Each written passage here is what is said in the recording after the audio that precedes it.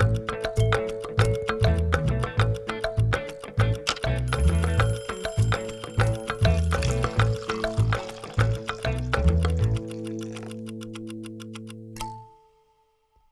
and welcome to Coffee with Jenny B. It's about conversations over coffee, it's about community, connections, what brings me joy, and everything in between. I'm your host, Jenny Sakovac. Richard Branson, who is the owner of Virgin Airlines, famously said, when an opportunity comes your way, say yes, and then figure out how to do it later. And I truly believe in that because throughout my life at school and leading up to me being 65, I've tried everything at least once. Now, I may not have continued with that thing that I tried, but if you don't try, how do you know that you're going to like it? And when you do try it, who's to say that you have to continue doing it?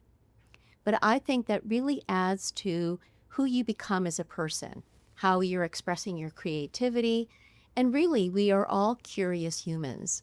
And it's that curiosity that keeps us alive and keeps our blood flowing and our brain moving and our body moving and really just allowing us to enjoy life. My guest today is Amanda Douglas. She is an event planner, a designer, a community founder, creative director, and an all-around wonderful human being. Please help me welcome Amanda. Hey, Amanda. Hi.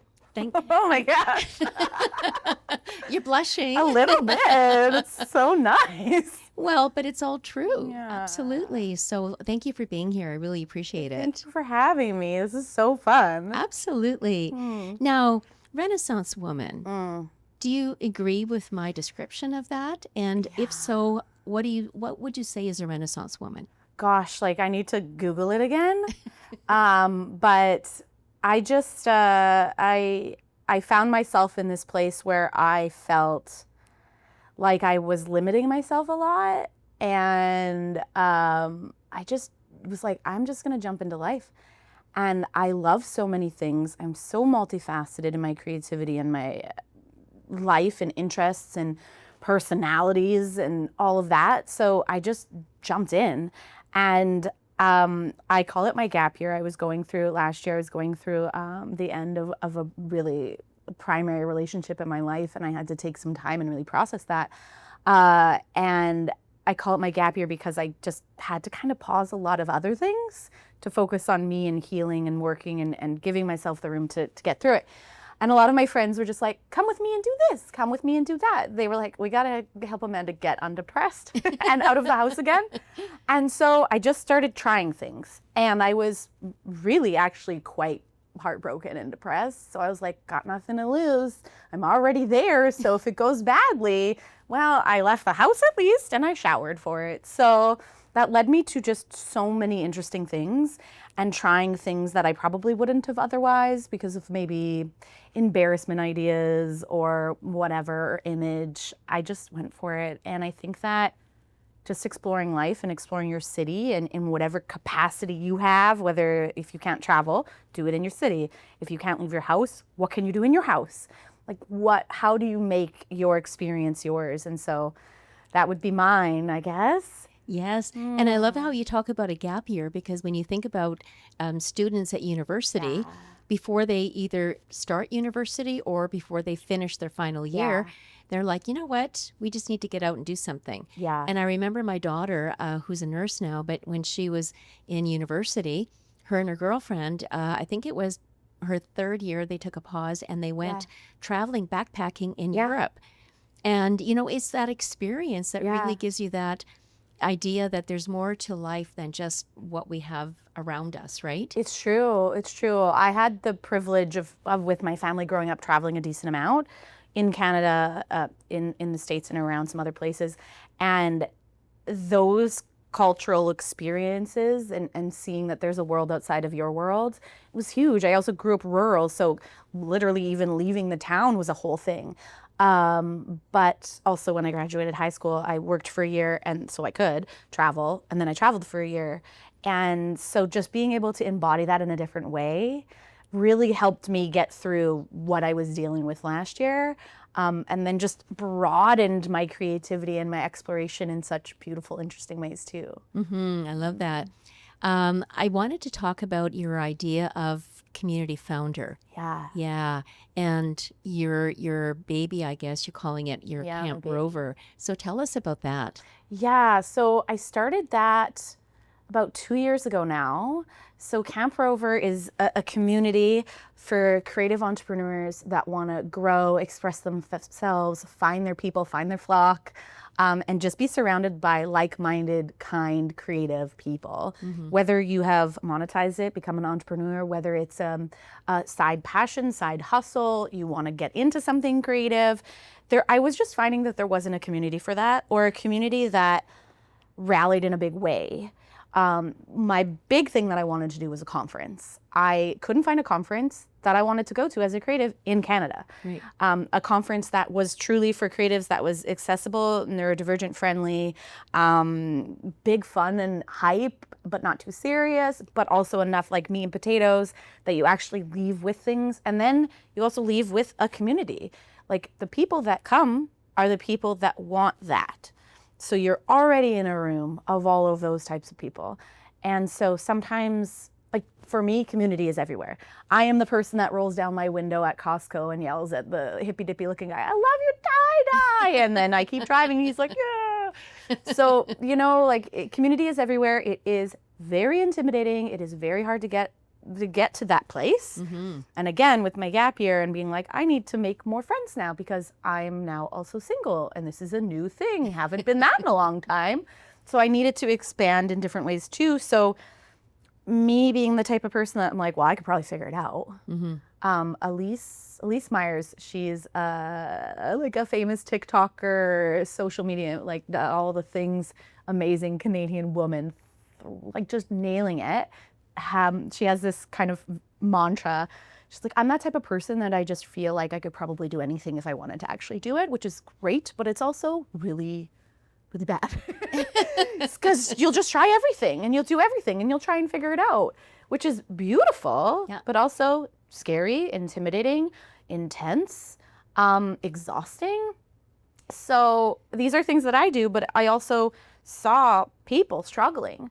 And people being like, do you know that person? Like, no, I just met them. They're like, what, you're not best friends? I'm like, well, I mean, kind of now. But so having a way, having a community, having a company, essentially, that helps people get there, that helps people connect with people through the conference, through other events, through gatherings, through just social media too, and all of that.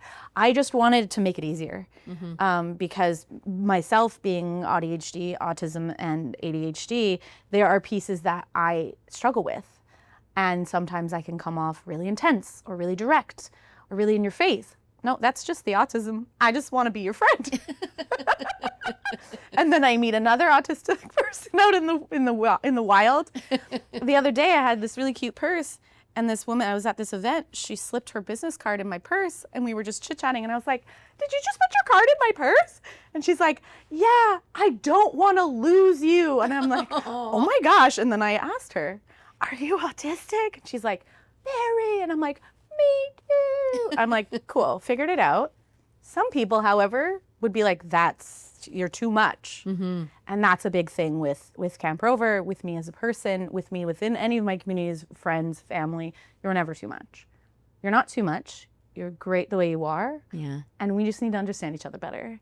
So that was a big core piece when I was working on it. I've been in business in the event side for 15 years, and I knew there was something else.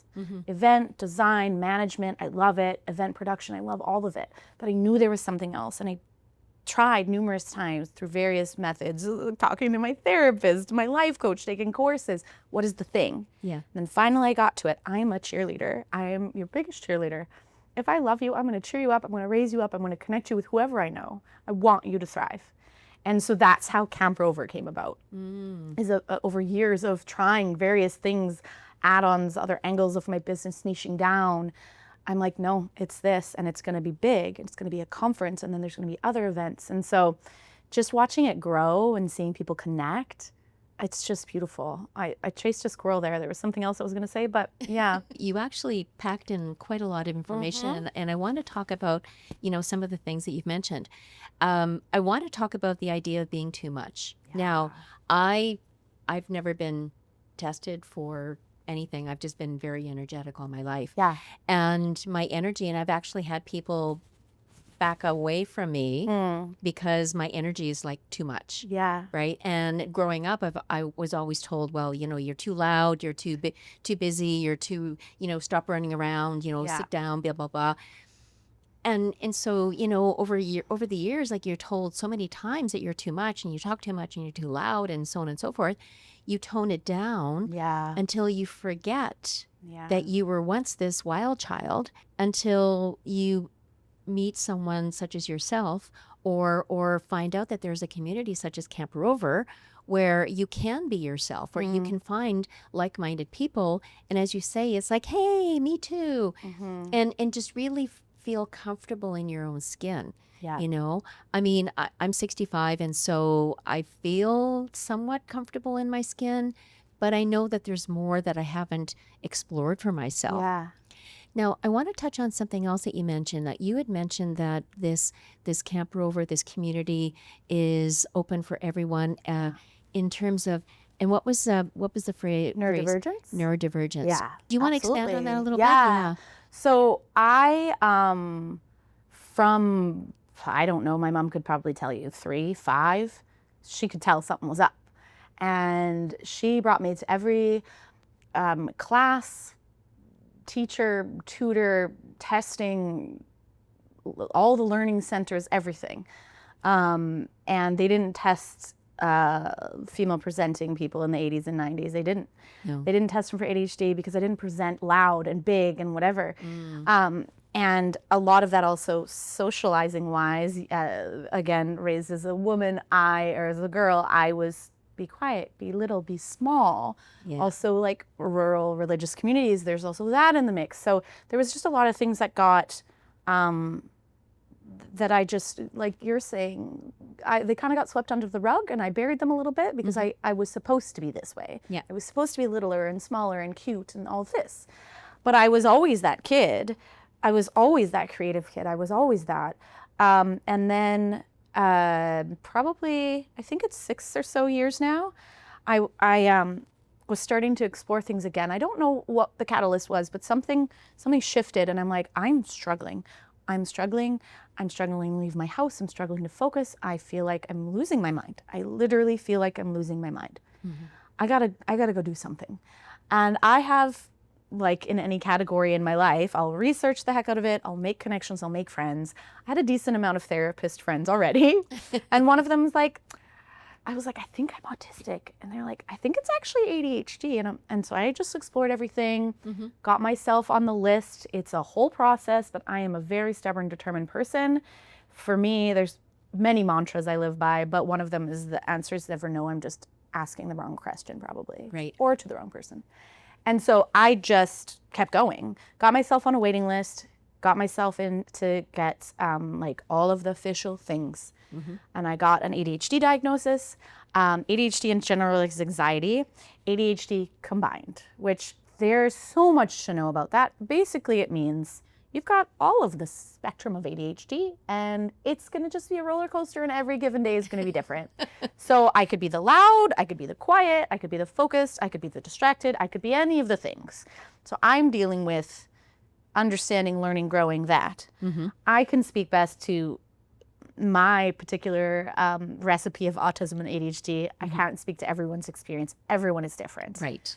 But that's kind of the side on ADHD that I am contending with, am managing, am living with, and thriving with, to be honest. So I got my diagnosis, started on medication, love it, game changer. It's a learning curve. It's a figuring it out. It's a this is different. My brain, whoa. It's a whole new experience. And I had to give myself a lot of grace and a lot of room because there's a decent amount of stigma still. And then probably a year and a half in, it's like that got quiet. So the autism started yelling.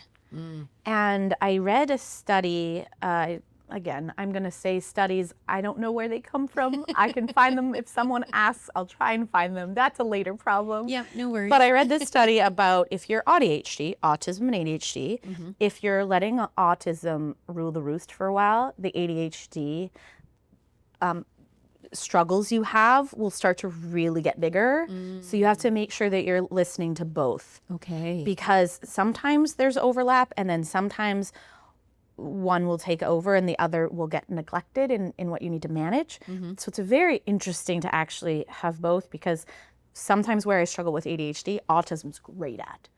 So people are like, you're really organized. You're so organized. I'm like, yeah, my autism demands it, but my ADHD is like, dee, dee, dee. So there's things like that I have to learn. So it's a very interesting. So a year and a half or so later, went back in. I was like, I'm pretty sure I'm autistic. And I think like I organized my stuff. You saw my bag when I came in. I organized my stuff and I put my bag and I da-da-da-da. I think this, he looked at me, I caught his eye for a second, and I'm like, I don't even think he needs to do a test. Did all the testing, did all the things, da-da-da-da. Yeah, for sure. Got on medication for that. And that's where I struggled. I really struggled there, because I'm adding another medication. I'm doing another thing. Is my brain okay? Am I okay? Will this become like a adding? And I didn't want to get into this place where I was continuing to have to add things. And it was a mental struggle for me, because I grew up pretty hippy-dippy, vitamins, take your things, take care of yourself, avoid medication if you can. You know, like that's not the answer. And then there's some religious stuff in there too, and belief systems that I had to navigate. But I couldn't be happier now that I understand myself better. I couldn't feel more grounded, more me.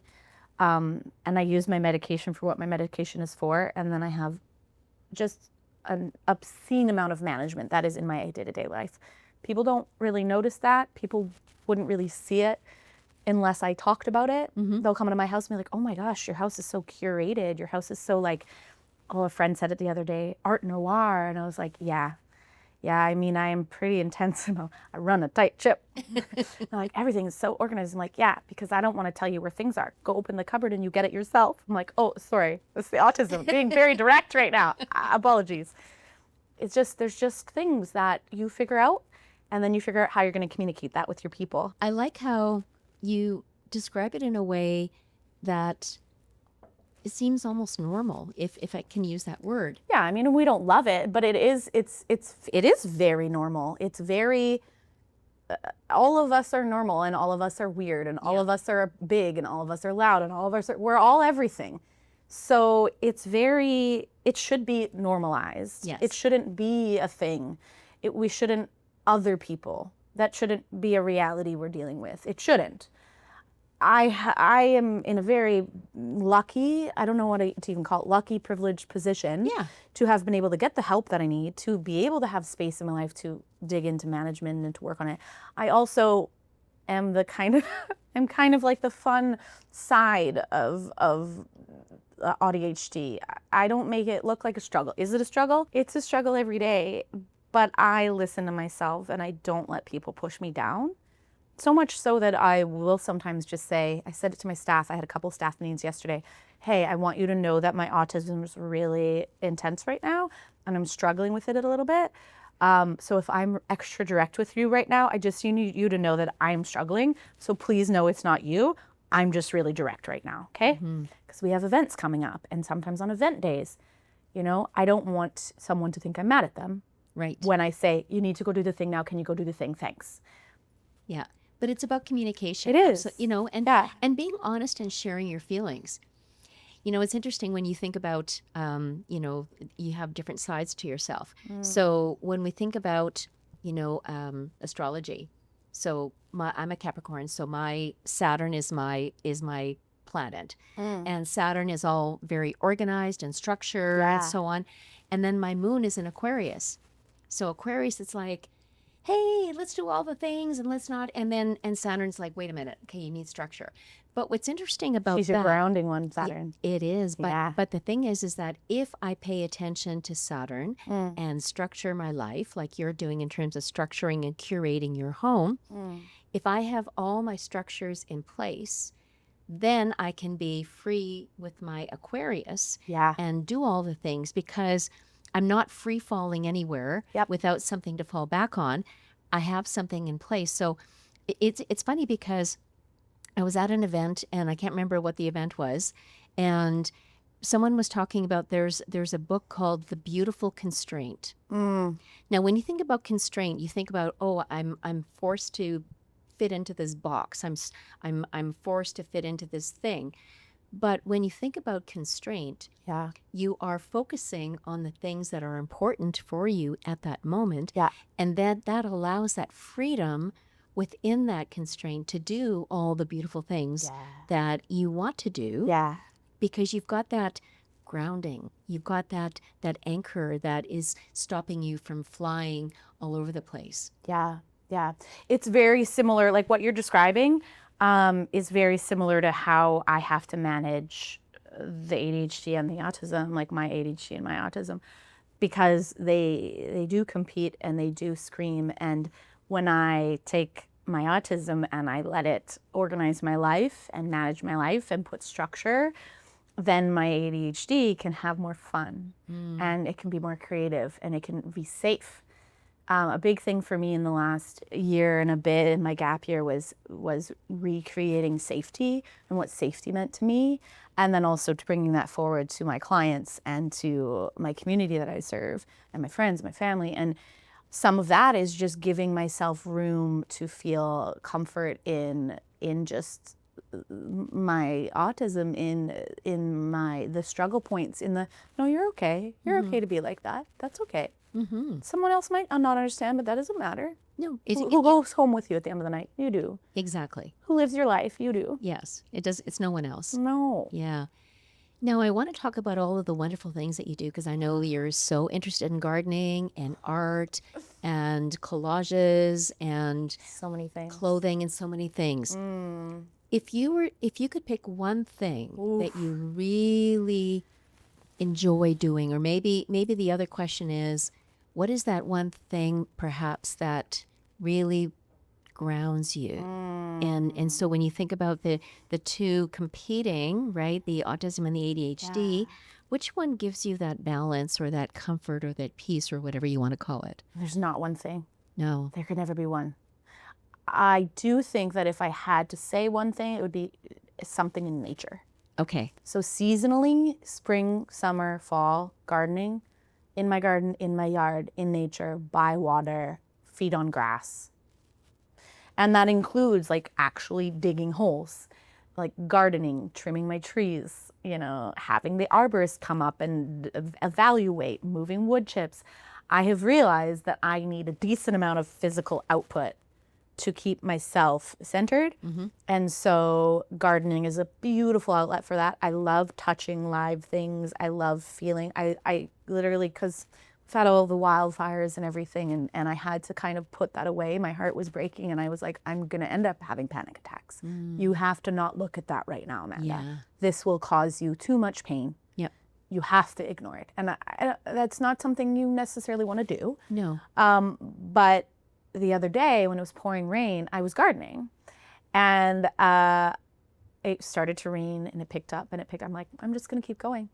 And my autism was like, you're getting wet, go inside to do something else from your list.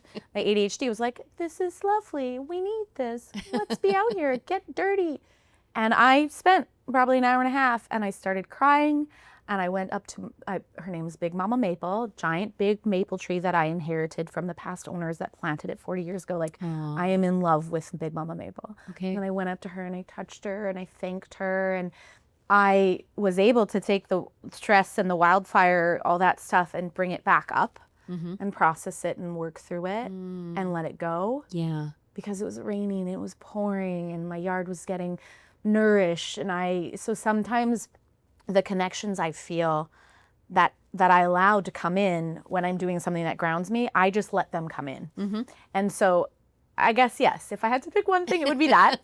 But it's very seasonal. In the winter, I'm inside being a hobbit, watching a show, crafting, baking something. So it's very nature or homesteady focused, if you will. I like to think about it as wintering. Oh yeah. Right? Because you're inside, and as you say, the hobbit and doing, you're still doing things that bring you joy. Yep. Right? But I love the idea of the nature, because when you're grounded, that's when you feel safe. Oh yeah. And that's when all the things and that's when you can process whatever you're dealing with, whether it's joy, anger, sadness, depression, whatever it is. Yeah. Because you're in nature, your feet are on the grass. And I remember somebody saying once that if you are feeling really anxious, go touch a tree or hug a tree. Sure. Yeah. You just need to ground yourself. Like, we could hippy dippy the heck out of this conversation, but you need to go ground yourself. Ground yourself. Figure out what works for you for grounding yourself. They say feet in grass is one of the tops. And I love doing that. But yeah, go touch a tree, go ground yourself. Whenever you're by the ocean, take your shoes off, walk in the sand. Grounding yourself by where the sand and the wake, where the waves hit, where this is the autism thing. Like, I don't want to get wet. My feet wet? Okay. But I don't want that wave hitting me and knocking. No. So I go right where the wave and the water and the sand, so it comes and just tickles you. The grounding force of the ocean, where the ocean meets the land, is like so good. Feet in the sand, or digging your heels Yes. in. Yeah. So good. It is. Yeah. Yeah. I love it. Yeah. Now, if you were to share something about the balance of the two, and if someone was struggling and came up to you and say, "Hey, Amanda, I'm struggling," much as like what you were saying, that you were Neurodivergently? yeah, what could you say to them, or what advice would you be able to offer them? Gosh, like, oh my gosh. Whew. Well, the first thing I started to do was to debunk all the smozzle of gross information around it. I just started talking about it. And when I started talking about it, people started talking back to me about it and started saying me too, and started saying, oh my gosh, I think I might be. And so the biggest thing I would say is find your people. And so when I just started saying, oh, sorry, that was an ADHD moment, or, oh, my autism was going there, sorry if that was a bit intense or a bit direct, I just do it. I just say it. I read a book once, and I didn't love how this person presented it, but they basically said, just make fun of yourself a little bit, make it less serious. And I was like, I'm not making fun of myself. No way. I'm opening the door for other people to make fun of me. I was bullied as a child because I was different. I'm not doing that. But then I was like, okay, hold on, take a step back. You can find a way that you can do that and make it work for you. Yes. So I had to find a way to keep Amanda protected, but to say, hey, oh, sorry, that was a ADHD moment. Yeah. You don't get to come back at me and say, oh, you're so ADHD, I can see it, blah, blah, blah. Finding a way to have that balance in there opens the door for other people to participate, to ask you questions. Yes. To be a part of the journey, because I think that it's important that we remember the people around us love us. Yes. And we keep them around for a reason, and stay around for a reason. So it takes a lot of bravery to explore this. It takes a lot of curiosity, for sure, and time. And not everybody has the access or the resources to get a diagnosis right away or at all. I do think that is something that I would always love to talk to people about if they really want a diagnosis. Like, talk to someone that's gone through the process and get pointers, ask questions. If you find someone that is also neurodiverse, become their friend. Just be like, can we be friends? Like, just literally do that. Can we be friends? Oh my gosh. They'll probably be like, oh yeah, I would love to be. Like, that's probably the response you're gonna get. Oh. So I think that just, one piece of advice for them is just find your people. Find your people and keep looking and be brave. You have to be brave. All of this, this is armor. Like, speaking about all my interests, fashion and style and personal expression is a form of art and honor. Art and armor, and honor, really, for me. This is armor. I picked strategically what I was going to wear and what jewelry I was going to wear. it's armor for me. Mm-hmm. And that helps me go and be. And it also takes care of a lot of the conversation. Because people will say, you said before, I love your pants. Then I could tell you a story. Or I love your rings, and I could tell a story. I don't have to lead a conversation then. I find small talk excruciating. Yeah. Starting it, keeping it going. So finding the things that help you and support you. So be brave. Go out there. Go give it a try. You're going to fail. You're going to try again. People care a lot less than you think. They're paying a lot less attention than you think they are. So just like go and do. Oh. Yeah. Well, thank you so much. You know what? And I appreciate everything that you're able to share about your interests, about your experiences. And there was just so many nuggets of knowledge and information, and I just love it. And you know what? I always love listening to you talk, and I love following you on Instagram because I'm like, okay, what is Amanda doing now? Yeah. And It's always something. but you know what? But it's so enjoyable for me to watch you experience that and just enjoy life. And even though you may be struggling inside, on the outside, you are just having the best time of your life. Thank you. Yeah. I think it's important to remember that we're all struggling in some capacity. So why don't we just try and enjoy the struggle a little bit? Mhm. Find some joy in the struggle. Absolutely. I love that. And thank you so much for being on my program. I really appreciate it. Thank you so much. This was so fun. I love it. I'll do it again anytime. This has been Coffee with Jenny B on the Multicultural channel. I'm your host, Jenny Sakovac.